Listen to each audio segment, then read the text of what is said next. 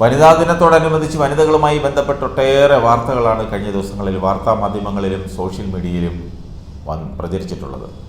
അതിലൊരു വാർത്ത കണ്ടപ്പോൾ പ്രേക്ഷകരുമായി പങ്കുവയ്ക്കണമെന്ന് തോന്നി. സ്പോർട്സ് താരങ്ങളോട് കേരളം കാണിക്കുന്ന അവഗണന, അതാണ് ഈ വാർത്തയുടെ ആധാരം. നിരന്തരം നടത്തുന്ന സമരങ്ങളും പോരാട്ടങ്ങളും അവരുടെ ആത്മവിശ്വാസത്തെ തന്നെ ചോദ്യം ചെയ്തുകൊണ്ടിരിക്കുകയാണ്. അവഗണനയാണെന്നറിഞ്ഞിട്ടും കേരളത്തിന് വേണ്ടി ഇന്നും അവർ മത്സരക്കളത്തിലിറങ്ങുന്നു. ഇവർക്കൊപ്പം മെഡൽ നേടിയവർക്ക് അവരവരുടെ സംസ്ഥാനങ്ങൾ, അതായത് അന്യ സംസ്ഥാനങ്ങൾ കോടികൾ നൽകുമ്പോൾ കേരളം നൽകുന്നത് വെറും വാഗ്ദാനങ്ങൾ മാത്രം.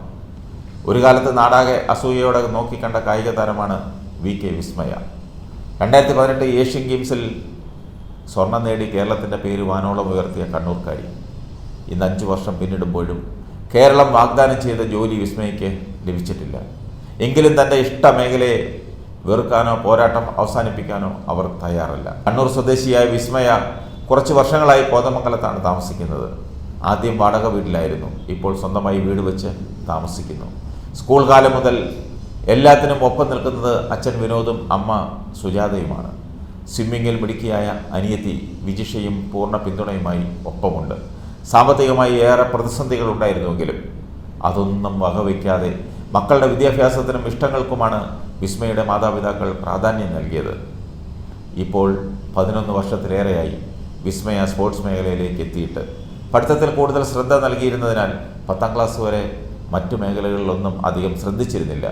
എന്നിരുന്നാലും ഓരോ വർഷവും വരുന്ന സ്കൂൾ കലാകായിക മത്സരങ്ങളിലെല്ലാം വിസ്മയ പങ്കെടുത്തിരുന്നു.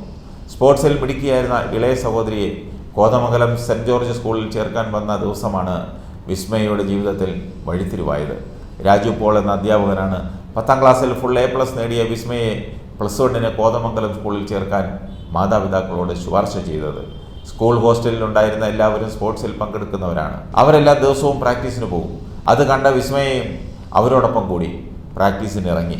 ആദ്യം ലോങ് ജമ്പ് നോക്കിയെങ്കിലും അതിൽ പൂർണ്ണമായും ശോഭിക്കാനായില്ല.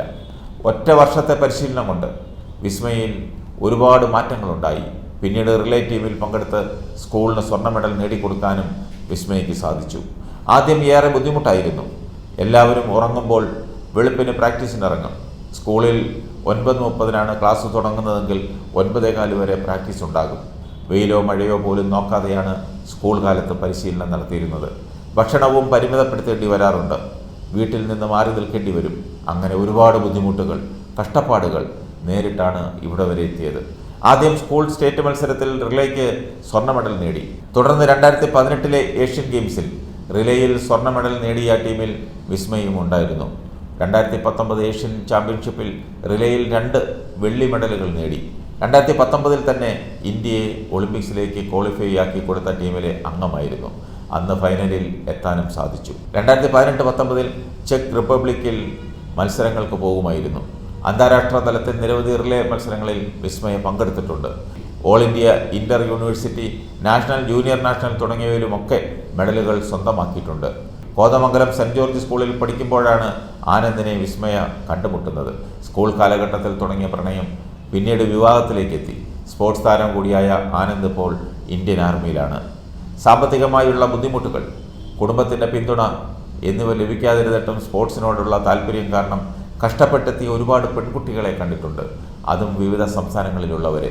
കാലം എത്ര പുരോഗമിച്ചുവെന്ന് പറഞ്ഞാലും പെൺകുട്ടികളോടുള്ള വേർതിരിവ് ഇന്നും പല കുടുംബങ്ങളിലും നിലനിൽക്കുകയാണ്. ട്രാക്ക് സൂട്ട്, സ്പൈക്സ് എന്നിവയ്ക്ക് വേണ്ടിയുള്ള പണം സ്കൂൾ കാലഘട്ടത്തിലും ഇപ്പോഴും സ്വന്തമായാണ് ചെലവാക്കേണ്ടത്. കോളേജിലെത്തിയപ്പോൾ സ്പോർട്സിലുള്ളതിൽ കാരണം താമസവും ഭക്ഷണവും സൗജന്യമായിരുന്നു. മറ്റ് ചിലവുകളിലെല്ലാം അവരവർ തന്നെ നോക്കണം. കേരള സ്പോർട്സ് കൗൺസിലിൻ്റെ സഹായവും ലഭിച്ചിരുന്നു. ഇപ്പോൾ sports authority of India, athletic federation തുടങ്ങിയവരുടെ സഹായം ലഭിക്കുന്നുണ്ട്. നാഷണൽ ക്യാമ്പിലായിരിക്കുമ്പോൾ കേന്ദ്ര സർക്കാരിൻ്റെ സഹായവും ലഭിക്കാറുണ്ട്. മുമ്പ് സ്പോർട്സ് രംഗത്ത് ഏറെ പിറകിലായിരുന്ന തമിഴ്നാട് പോലും ഇപ്പോൾ ഒരുപാട് മുന്നിലെത്തി. അത് അവർക്ക് ലഭിക്കുന്ന പിന്തുണ കൊണ്ട് മാത്രമാണ്. കേരളത്തിൽ വാഗ്ദാനം മാത്രമേ നടക്കുന്നുള്ളൂ. മത്സരങ്ങളിൽ മെഡൽ നേടി വരുമ്പോൾ ജോലി നൽകാമെന്ന് പറയുന്നതല്ലാതെ 5-10 വർഷം കഴിഞ്ഞിട്ടും ജോലി ലഭിക്കുന്നില്ല. സ്പോർട്സിന് പ്രാധാന്യം നൽകുന്നത് കാരണം ഏറെ പേർക്കും വിദ്യാഭ്യാസത്തിൽ ശ്രദ്ധിക്കാൻ സാധിക്കുന്നില്ല.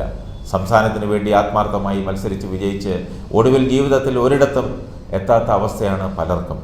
അതൊക്കെ കൊണ്ട് ഇപ്പോൾ കേരളത്തിലെ കുട്ടികൾ സ്പോർട്സിൽ ഇറങ്ങാൻ മടിക്കുകയാണ്. വേണ്ട പിന്തുണ ലഭിച്ചെങ്കിൽ അവർ ഒന്നാമതെത്തിയേനെ. 2018 ഏഷ്യൻ ഗെയിംസ് കഴിഞ്ഞ് വന്നപ്പോൾ വിസ്മയയ്ക്ക് ജോലി വാഗ്ദാനം ലഭിച്ചതാണ്. ഇന്നും ആ വാഗ്ദാനം മാത്രം നിലനിൽക്കുന്നു. നിരവധി തവണ സർക്കാരിനെ സമീപിച്ചെങ്കിലും ഉടൻ ലഭിക്കുമെന്നാണ് അവർ പറയുന്നത്. ഒപ്പം മെഡൽ നേടിയ മറ്റ് സംസ്ഥാനങ്ങളിലുള്ളവർക്ക് വന്നിറങ്ങിയ ഉടൻ ജോലി ലഭിച്ചു. റിലേയിൽ ഒപ്പമുണ്ടായിരുന്ന ഒരാൾ ഇന്ന് ഗുജറാത്ത് പോലീസിൽ DYSP-യാണ്. അവർക്ക് സമ്മാനമായി ലഭിച്ചത് 1.5 കോടി രൂപയും വിസ്മയയ്ക്ക് പാരിതോഷികമായി കേരള സർക്കാർ നൽകിയതാകട്ടെ 20 ലക്ഷം രൂപയും. 5 വർഷമായിട്ടും ഫലം കാണാത്ത ജോലി വാഗ്ദാനവും. ഇതൊക്കെ കാണുമ്പോൾ എന്തിനാണ് കേരളത്തിന് വേണ്ടി ഇത്രയൊക്കെ ചെയ്യുന്നതെന്ന് തോന്നിപ്പോകും. പണമല്ല ലക്ഷ്യം. ഭൂരിഭാഗം പാവപ്പെട്ട കുടുംബത്തിലുള്ളവരാണ്. ഇത്രയും ആത്മാർത്ഥത കാണിക്കുമ്പോൾ അതിനൊരു ജോലിയെങ്കിലും നൽകണമെന്നും വിസ്മയ പറയുന്നു. കേരളം വിട്ട് അന്യ സംസ്ഥാനങ്ങളിലേക്ക് പോകാൻ തോന്നും. പണ്ടത്തേക്കാൾ ചെലവും ഇപ്പോൾ കൂടി വരികയാണ്. അത്രയേറെ ഇഷ്ടമുള്ളത് കൊണ്ടാണ് കടം വാങ്ങിപ്പോലും പലരും മത്സരങ്ങളിൽ പങ്കെടുക്കുന്നത്. വിസ്മയയ്ക്ക് പെൺകുട്ടികളോട് പറയാനുള്ളത്, കഷ്ടപ്പെട്ടാൽ ഒരുപാട് നേട്ടങ്ങൾ നിങ്ങൾക്ക് സ്പോർട്സ് മേഖലയിൽ നിന്ന് സ്വന്തമാക്കാൻ സാധിക്കുമെന്നതാണ്. എല്ലാത്തിനുമുപരി നിങ്ങളുടെ സ്വപ്നങ്ങൾക്ക് പ്രാധാന്യം നൽകുക. നാട്ടിൻ പുറത്ത് താമസിച്ച് വളർന്ന എനിക്ക് പല രാജ്യങ്ങളും കാണാൻ സാധിച്ചത് സ്പോർട്സ് കാരണമാണ്. ഇതുപോലെ അനുഭവങ്ങൾ പങ്കുവയ്ക്കാൻ ഒരുപാട് വിസ്മയമാരുണ്ട്. പലരും തുറന്നു പറയാൻ പഠിക്കുന്നു.